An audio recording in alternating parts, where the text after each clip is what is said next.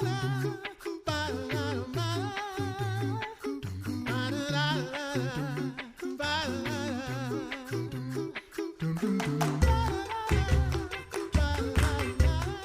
listening to the Coffee Hour. I'm Andy Bates. I'm Sarah Gulseth. It's a good day when we get to chat with pastors about how the Lord has blessed them in their service side by side and learn that story, particularly a local story right here in St. Louis. Thanks to Concordia University, Wisconsin for supporting the Coffee Hour. You can find out more about Concordia University, Wisconsin at cuw.edu. Live uncommon. Joining us today, the Reverend John Schmidtke, pastor at Bethlehem Lutheran Church in St. Louis. Pastor Schmidtke, thanks for being our guest today. Good morning. And the Reverend Gerard Bowling, Associate Pastor, Bethlehem Lutheran Church in St. Louis. Pastor Bowling, thanks for being our guest. Thanks. Good morning. Well, glad to have you both with us and looking forward to learning more about the history of Bethlehem Lutheran Church and how God has brought you both there to serve together side by side and what that ministry looks like today. Pastor Schmidtke, can you share with us a bit of the history of Bethlehem Lutheran Church in St. Louis and the community where Bethlehem is? Bethlehem Lutheran Church is 171 years old, so it's an older church, but it's a younger church. We're in a changed community, changed in the sense of economically, racially. We were a suburb of St. Louis, really, in an area called Bremen, and life changed in this community. It changed for us at Bethlehem. One time we were 2,000 plus membership, and in 1989, when I had come to Bethlehem, we'd gone down to about 30 people worshiping at Bethlehem on a Sunday morning, 90% of whom were Caucasian and were in a predominantly African-American community, 90% of whom were commuting in. We weren't a community church, and 90% who were elderly. And God has changed that. Now we're a church that worships about 140 people on Sunday morning when we're worshiping, when we're not in COVID-19. And it's a place now where we're about 95% African American, and at Bethlehem on any given normal Sunday morning, I'd say probably 75% of people who are in church are 50 or under, maybe even 45 or under. So it's a very young church, a lot of young families and kids and youth, and a great place to be. When did the Lord bring you to serve at Bethlehem Lutheran Church? And tell us a little bit about that history and that relationship. I came in 1989. I was at Christ Lutheran in Peoria for a couple of years. Went back to my vicarage to get it right. I didn't get it right the first time, I guess. So I was there for 2 years, and then came to Bethlehem in 1989, and been here ever since. It's been a good ministry. They haven't put me out yet. Gerard, what has your experience been with Bethlehem? When did you arrive there? Yeah, so when I came to seminary in 2012, I had originally been assigned to Holy Cross Lutheran Church for the deaf. At that time, I had wanted to do full-time deaf ministry and learn some really great things at Holy Cross for a couple years there. But then as kind of time developed, the relationship between me and Pastor Schmidtke sort of got connected over time. And because of that, I switched my field work from from Holy Cross to Bethlehem about 2 years after starting at the SEM, a year and a half, something like that. So I switched over to Bethlehem, and at that time I was just doing deaf ministry, and the door just started to crack a little bit more and more. I remember that. At that time it was okay, just do deaf ministry, and I was sort of on staff for just deaf ministry, and then it was sort of okay, well, would you do some stuff with family ministry and Wednesday night program that we have here? And I said, sure, I'll do that. And then more responsibilities got added, and all of a sudden I was a vicar at Bethlehem, and then I was still on staff my last year of SEM, and then I was called there in 2016 on call day. So it sort of flourished over time, if you could say, right, John? It kind of became that sort of a relationship, and it's been a blessing ever since. We're really fortunate to have the number one young pastor, maybe any pastor in this country, in the Lutheran Church Missouri Synod right here at Bethlehem in Gerard Bowling. Oh my Incredible. gosh, he is So pumping it up all of you too, out but there who are listening to this interview, you keep your hands off. crazy. Or there'll be trouble. Crazy. That is way too kind. Gerard, tell us more about deaf ministry at Bethlehem. How has that, is that still going on at Bethlehem? And how does that help you reach into the community? Sure, yeah, we still do have deaf ministry at Bethlehem. It's actually one of the prongs, one of the points we hit in our Greater Things program, which is originally how I was able to be brought on to Bethlehem and in the ministry. So basically, our deaf ministry had started with one parent who was at the charter school at that time, many years ago. Who wanted to attend worship at Bethlehem. So they had hired a professional interpreter to interpret on Sundays for that one person, and they wanted to grow the ministry.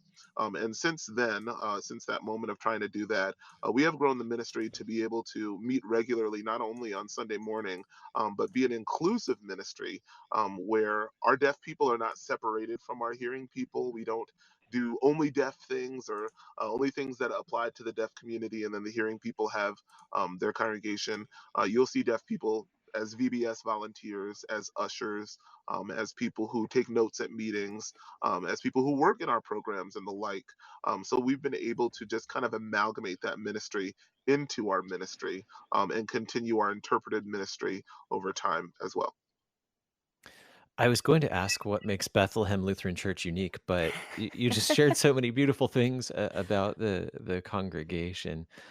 Pastor Schmidtke, earlier you mentioned that at one time the congregation was nearly 2,000 members in size, but things have changed in the congregation, in the community over that time. During your time there, since the late 80s, how have you seen the congregation change, and how are you and Pastor Bowling and the leaders of the congregation able to meet the changing needs of the community and the congregation? I think what makes Bethlehem unique, and I think that goes right with the same questions that you were asking. I think what the uniqueness is that we have a really strong congregation of people who really understand mission well, and I think that has come as a result of a few things. I think for our older members, most of whom have gone to be with the Lord now, our older members who were there when I came, things were new to them of how we would reach into the community, but they were really supportive.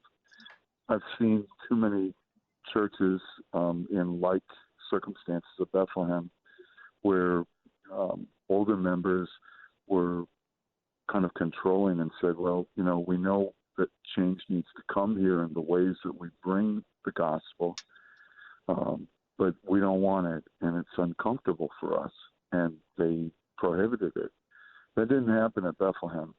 It went through a process of change, which was hard at times, but we had just great support from longtime members who really looked beyond themselves.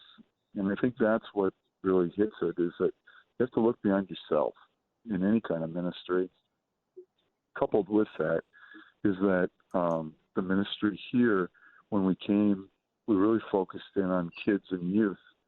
And so God grew a church out of the work that we did with kids and youth through just mission things that we do around here, mission trips we took, and so forth.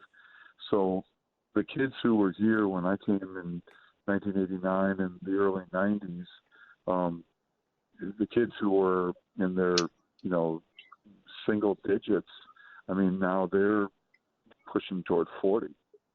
And they grew up in that kind of a mission mindset. And they grew up also in a mindset that, as you thought about order in your life of, well, what defines me and where do I find my identity?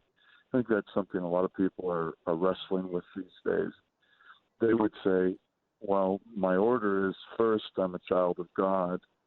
Second, I'm, who I am, John Schmidtke or, whoever out there, Sherelle Hamilton. so forth. She's one of our members. And then thirdly, I'm ethnically who I am. And I think as they saw that, we have a mission to bring Christ to people. And it doesn't matter, we have white members, we have Hispanic members. That's not important. The order is right, that first we treasure most that we're a child of God. So I think that permission, really has fueled our past and fueled the time that I've been here. It's fueled our present, and it will fuel our future. How does having a community like that impact or influence how you do reach out into the community and do that work of sharing Jesus with your neighbors around you? Well, I think this ministry is a laboratory.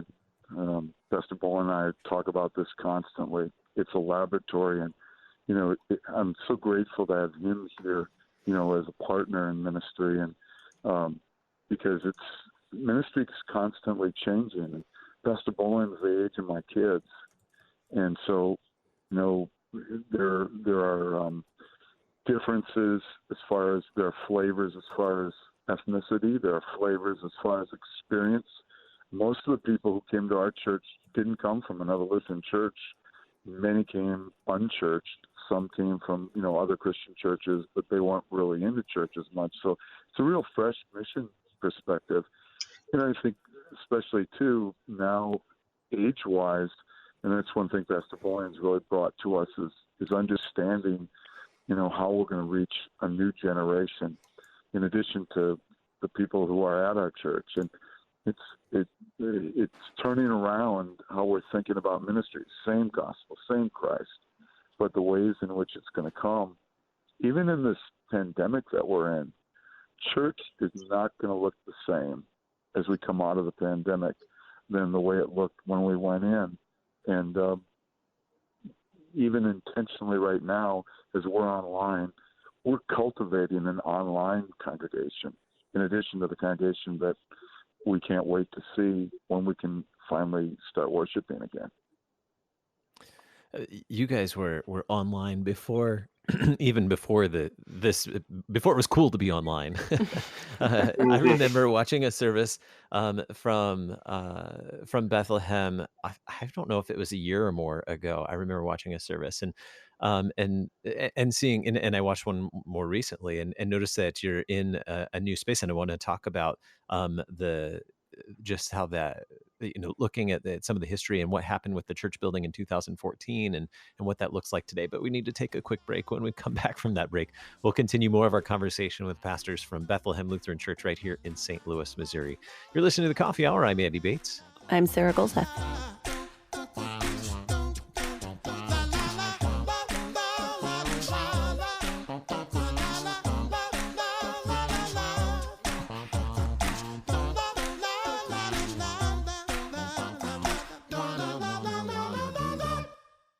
You're a miracle. You know that, right? A living, breathing, one-of-a-kind miracle. You were created to stand apart, to share your gifts in the service of others, to make an uncommon impact in a common world. And at Concordia University, it's our mission to help you do that, to live uncommon. To learn more about Concordia, go to cuw.edu.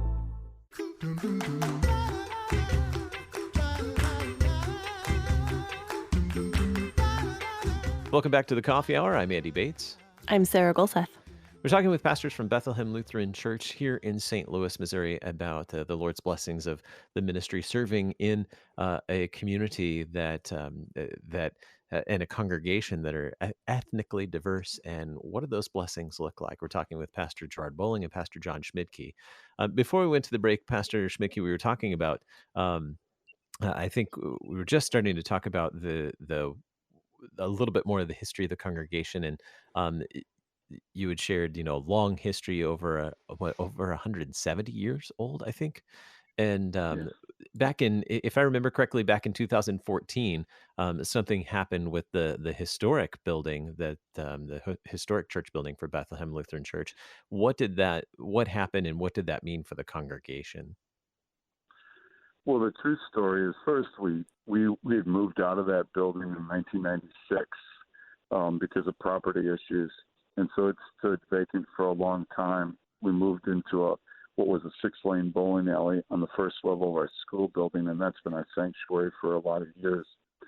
What happened with that building, and this is a true story, so it was a Friday night, and there was not a cloud in the sky, and Cardinals were playing baseball downtown, and Pastor Bowling was a vicar. And so at that time, we were working through, he was preaching a sermon for me, and one of our deacons was there on a Friday night, and the preaching was so thunderous and so Oh my powerful. gosh. It's for real. This is for real. All of a sudden, we felt the earth shake, and this is for real. We felt no, this is real. It The is earth real. It Yeah. is. And we thought maybe a semi or something went by on Salisbury, and the Deacon Terrence Nash, ran out, and he said, "I'm gonna go check and see what's up." And he looked to see on the corner the old church building had collapsed in at the dynamic, monstrous, incredible, powerful preaching of Pastor Bowling. That's a true story. That's a true Oh my story. gosh. And after that, a third of the building had collapsed. And so then it wasn't safe to keep it up. And so it came down, and there's a field there right now until God shows us something different. Mhm. So I noticed Speechless. It is the true story. That is how it happened. We were grateful. I was fairly new still there then as a vicar. I was grateful that the wall did not fall into the street and hurt people or, Yeah. hurt cars that were driving by. That's on a main street there too. And that it happened the way it happened. But, I was preaching and I thought maybe God told me I was doing something wrong, and that's why the earth Au shook, contraire. Au So contraire. I think it's perspective, right? Now, I think I mentioned earlier, I recall watching a video of a service from Bethlehem maybe a couple of years ago. I know it's been within the last 2 years, I think, and noticed that you were in that space, the lower level of the school, bowling alley, which is, I mean, there could be some really great things about having a bowling alley in a school building, but being able to use that as a worship space. But I noticed recently when I watched a more recent video during the pandemic of the service that you were in what looked like a different space. Are you in a new worship space, Pastor Bowling? No, we're not yet. So at this time, until God shows us something different, we are not in a new worship space. We have just utilized our partnership with Faith Lutheran Church in Oakville, Missouri. They have a great setup for sort of TV and video ministry, and we've been able to tag into that by just filming our worship there. So we have a really polished looking product that comes out for people on Sunday morning during this time of COVID. Just because we knew, even when the first reports came out in March, that this was going to be a longer term thing, and we wanted to be able to produce really quality video. The worship you had watched, Andy, way back when that you spoke about, that was taped on an iPad that was sitting on a tripod that was swiveling around from place to place, which was good for that time. You work with what God gives you for the time, right? And that was good, Mhm. and it did the job of what it was supposed to do. But both Pastor Schmicky and I see this as a moment to call us to something more in video ministry and how that happens, and in our online presence and the way we engage our online audience. And so we're grateful for what's happened with Faith because we've actually utilized some of the stuff that they have over there at our space in trying to build a video ministry here. And then the backdrops and things like that, trying to get some of those into our space as well to be able to provide a different type of worship experience. What are some of the partnerships that you've been able to cultivate in order to reach into the community in better ways? Oh, there's zillions of them. Pastor Schmicky can only count the ways, but I think that more recently, going and working backward and letting Pastor Schmicky work through the back end of it. More recently, in our More Greater Things program, what we've sought to do is we've sought to um, provide a safe place for kids who are living and growing in Ferguson, Missouri. You know, after that incident, a lot of people wanted something to happen. You know, when Mike Brown was shot in the incident in Ferguson, people wanted something to happen. You saw it on the news. You saw um, churches come in and give out food to people and all these things. But months later, even years later, what happened to all those churches and people? They just kind of disappeared from the community. And so, what Pastor Schmicky and I saw as the opportunity there was to be able to reach the youngest population, the most vulnerable population for the gospel by gathering them together in space and giving them a Christian message. That's kind of an after school program called our EAC program. And then in that, also introducing our sister church partners to those kids. So we ran two campuses this past year before COVID. And on those two campuses, between them, we had about 50, 60 kids a night that we were able to teach, yes, Christian tenets, but then also able to have sister churches like Zion and St. Charles and Faith Lutheran Church, Resurrection in South County, and Webster Gardens, and all these different Lutheran churches that have always been our partners. They were able to come and actually do ministry to the kids by giving them a little lesson, an object lesson, playing with them, making sure that the gospel permeates their hearts with really creative crafts, and then providing the fun stuff too, right? So developing these sort of natural relationships over time with the kids that are lasting relationships that last much further than just an incident. Mm. That's beautiful.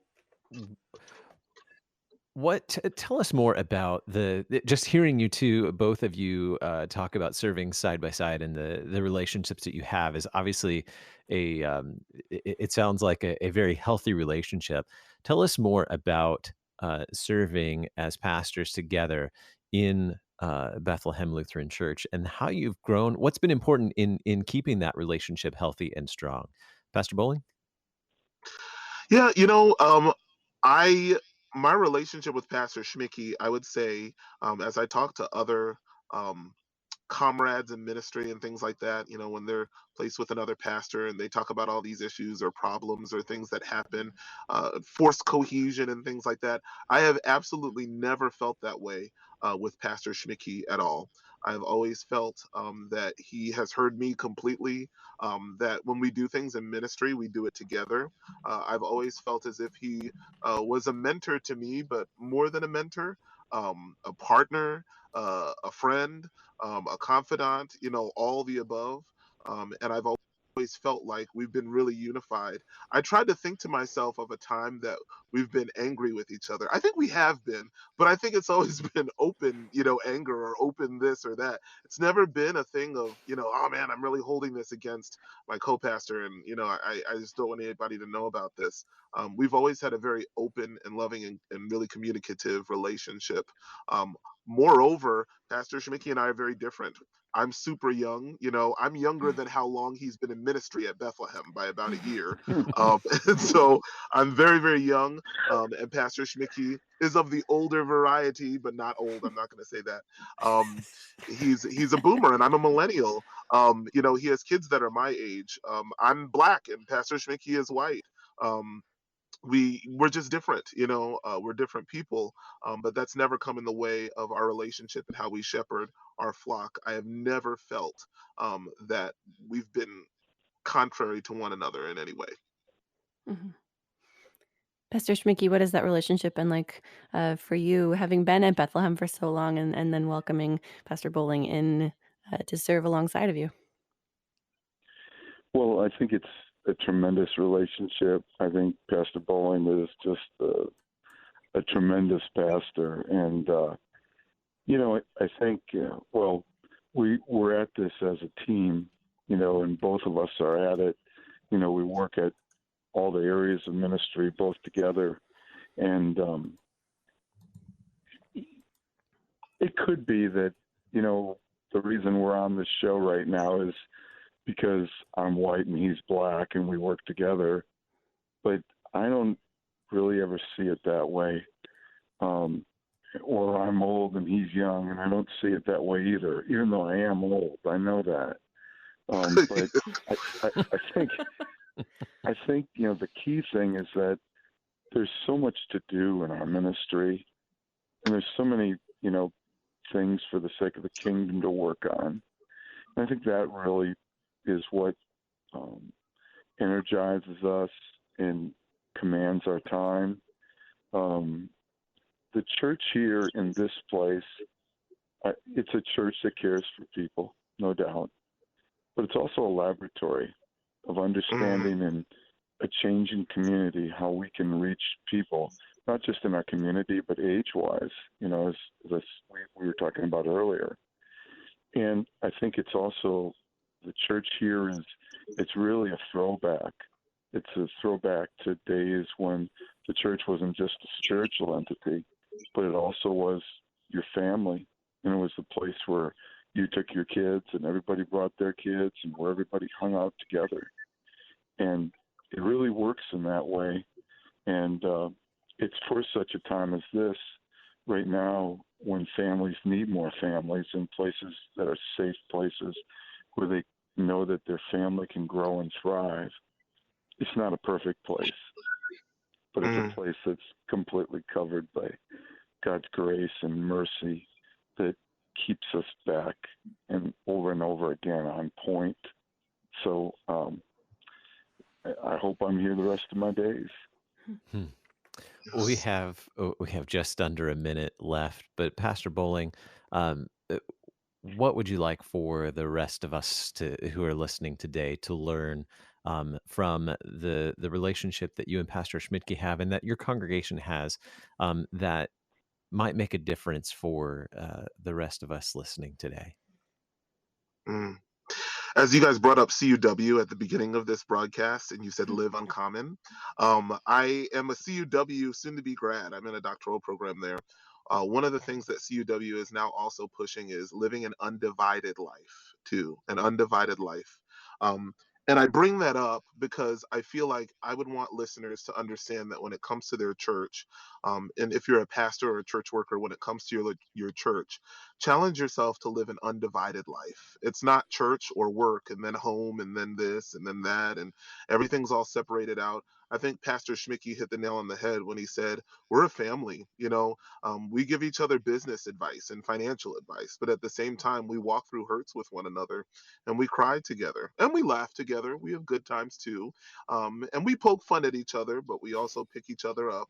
And things happen in the church, and it happens because we choose to live this life together. And it is truly an undivided life, as it is also uncommon too in what we do in the urban center. The Reverend Gerard Bowling and the Reverend John Schmidtke, both pastors at Bethlehem Lutheran Church in St. Louis, Missouri. Pastor Bowling, thanks for being our guest today. Thanks so much. Appreciate it. Thanks, guys. Pastor Schmidtke, thanks so much for being our guest today. Glad to be with you. You're listening to the Coffee Hour. I'm Andy Bates. I'm Sarah Golsa.